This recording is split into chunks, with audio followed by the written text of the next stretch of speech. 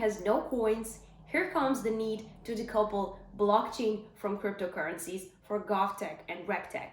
And this is not just me improvising on another great topic. This is exactly what Roberto Capodieci, the CEO of Blockchain Zoo, is going to tell you about in just a few. Hello everybody, welcome to this keynote. My name is Roberto Capodieci and I am the CEO of Blockchain Zoo. What I'd like to talk to you about today is the adoption of blockchain outside the use of cryptocurrencies. And we all know that blockchain is born as a tool to make Bitcoin possible. But government that want to adopt blockchain need the blockchain to be separated from cryptocurrency. And to separate blockchain from cryptocurrency generates, with the basis that the blockchain has today, several issues.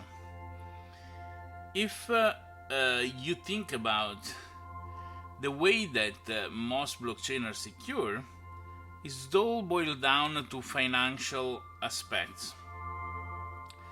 Bitcoin is secure because of the value of the currency compared to the cost of a 50% attack.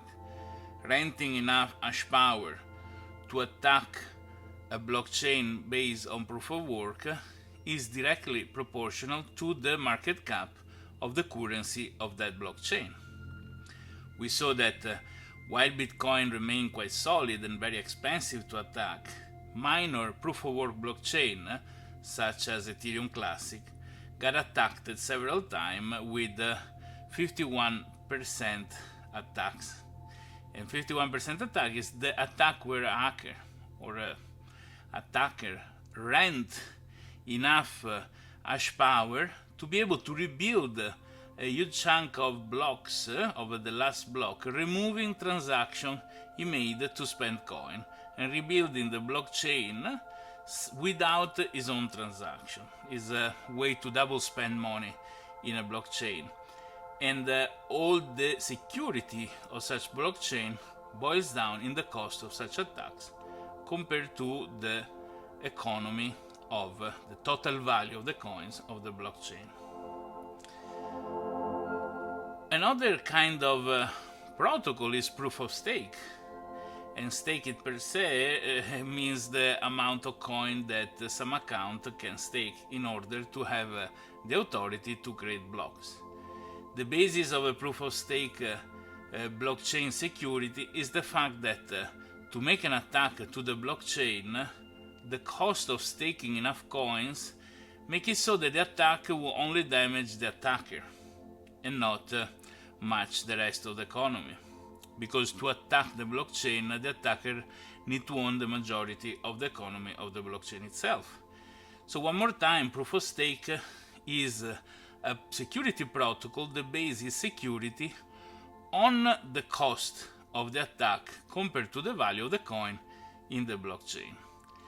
In the moment that a blockchain is used for different use cases, for example, the management of a medical record, rather than the transfer of title of ownership of real estate or the authorization for leaves of employees, rather than grades for the school for students, or many other use cases that don't have a direct connection to a currency in the blockchain, or they manage titles that have surely a higher value of the currency of the blockchain. So there are big issues. Let's imagine a blockchain based on proof of work that handle grades for students, where a currency is used just to have it there because it's there in the blockchain that has been cloned to make this project. Well, it would take very little for a smart student that got a bad grade, probably not in mathematics but in history or geography per se, to get enough hash power and rewrite the last part of the blockchain, removing the bad grade that he has taken. As much as if a blockchain is handling titles like the ownership of a real estate complex that is worth billions of dollars, and the title, let's say, is recognized as legal by the government, once somebody make the sales and receive the payment, then can easily attack the blockchain and remove the transfer of the title that has been recorded in the blockchain, and the property remains his own property. So for this reason, there is the need of a different consensus mechanics. So it's not just a matter of government, GovTech, RegTechs to adopt blockchain in general. They need to adopt blockchain that has mechanics of security that is not connected to finance, not connected to the value of the coin of the blockchain. For this reason, we have implemented a blockchain zoo, but it's a natural evolution of blockchain that need to happen, and we are happy to open conversation with many others. But the point is here is having a blockchain whose consensus mechanics is basing its security not on a coin but on something else. So now a small parenthesis to understand what is the consensus mechanics in a blockchain. Well, as we know, a blockchain is a decentralized system, which means that there are many nodes, possibly run by the different parties that are taking advantage by using the blockchain itself, and none of these computers that make the network is more important than the others. It's very important, though, to code in the software that run those nodes a logic that make all the nodes do the same choice in front of a possibility of two different options. While the word consensus give us the idea of people coming together, talking and agreeing on a common outcome, on a common decision, in blockchain the term consensus is deeply different. The nodes don't come together to sit and discuss and make a decision. The node, in fact, don't ask any other node what they think about an option for a choice, but they make a choice based on how they've been coded. So if somebody can trick the software of the node in making the decision that is correct based on the code but is wrong based on the desired outcome of the choice, is hacking, is attacking the blockchain. For example, a 51% attack in a proof of work blockchain tricks the node to believe that the tempered blockchain is more solid, more important than the one that they have in memory, so that all the node will drop the blockchain they have in memory, adopting the one provided by the attacker. And this is the base pretty much of every attack on a blockchain, preparing a choice that the node thinks is better than the choice that they already know. So the security that is made on a blockchain that depends on finance is usually based on the finance aspect. What we need is a blockchain with a security in the consensus mechanics, so a way for the node to choose which is a better blockchain that is not related to anything financial or anything related to a coin in the blockchain. So what we have created and what is the needed next step in the evolution of a blockchain is a consensus that bases the security on the participation of the nodes in the blockchain. So evaluates how nodes behave in the network and give a score on the nodes for being there for the blockchain, for upkeeping the blockchain, and for keeping the blockchain solid and safe. In this way, the nodes have a certain score, and their decision has a weight that is more or less important. They organize themselves, thanks to the consensus mechanics, in such a way that if a node cheats and get out of this mechanic, is punished, his score get lower until he's kicked out. So let's pretend a consortium of hospitals, for example, where each hospital run a node or a government situation where each province, each city runs a node, to maintain a set of information that they need to be sure that is correct when it's exchanged between one or the other party, they need to adopt a blockchain that just evaluates that their node is there on and online constantly to be part of the network, and the network is secured by these mechanics. So for this reason, the study moved from proof of work, proof of stake, proof of capacity, proof of, and there are many different proofs, to a proof of participation. So blockchain without money is really about transparency, accountability, and a decentralized management of the information and the data. Because in many use cases they don't care about the cryptocurrency, and they are in need of a system to keep data stable. So think about this. We are all excited about blockchain. This meetup, even if it's just online, is all about blockchain.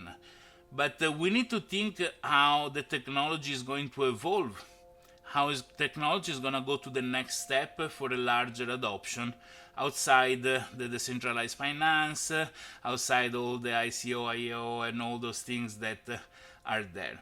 Blockchain need to satisfy the requirement of the party that want to adopt, that need to adopt, to evolve in the information era, in this next stage that is the decentralization. I always say we are in the early days of blockchain as a technology. It's like when cars got first invented, somebody need to spin the things in front of the hood in order to start the engine. And that was normality at the end. If we look at cars today, the efficiency that they have in the use of the fuel, or cars that are electric, have brought and drive themselves, brought an evolution that is really, literally hundreds of years since the first car has been produced. So it's true that there is a lot of money that people is happy to make when they follow these hypes of ICO and DeFi and so on and so forth. But the technology need actors as well that take care in evolving the technology from the bottom up. Furthermore, if we take a blockchain that use coins to do a solution that has no need of coins, we always fall into the finance regulation and regulator. They're gonna step in and make the process harder. Many people think the blockchain is cryptocurrency. Blockchain is not cryptocurrency. It's like to say that databases are forum for terrorists, or databases are matchmaking, or the engine behind a lot of illegal things, which can be, but database is just a tool, it's just a technology. So this is the case of blockchain. Blockchain is not cryptocurrency. It can be used for cryptocurrency, but blockchain is a technology that can be adopted and used to run many different kinds of businesses. Let's think how many use cases don't need really coins in a blockchain to function properly, but the blockchain is really the technology they need. Let's think about trade, international trade. Let's think about business management, partnership, franchises, and loyalty point is a little bit like a cryptocurrency, but document management, agreement signature, all the legal aspect of documentation between different countries, between different parties, insurance, all the insurtech, and all the use cases that are connected to the paperwork. Or title ownership, ownership of a car. If a government put the road regulation managed on the blockchain, the police officer can give us a fine, which is recorded on the blockchain, where there is the title of the car, the driver license, and so on and so forth. And the consensus mechanic is just the tip of the iceberg. Blockchain that need to serve use cases where cryptocurrency is not there, they require natively to provide a lot of other functionality. For example, allow a third party to approve or disapprove a transaction. Let's say I'm purchasing a car, a title, and there is a notary or a government employee of the Office of Records of Cars that approve the transfer of ownership. There can be something as, and we actually did this thing with great satisfaction, to sign transaction on the blockchain with an EID. So the identity cards that now are coming with the capacity to digitally sign, to sign with a private key, using that private key to sign, thanks to the card, blockchain transaction. So blockchain transaction, for example, closing the contract for rental of a house, is valid in court of law in case one of the parties doesn't pay. So I leave you with this. Let's think to the evolution of blockchain. Let's think to the technology, and not just to the hype that made a lot of us broke or rich based on the luck that we have. Thank you very much, and you can come have a chat with us to our booth, Blockchain Zoo, and talk with us about our technology, ZooBC.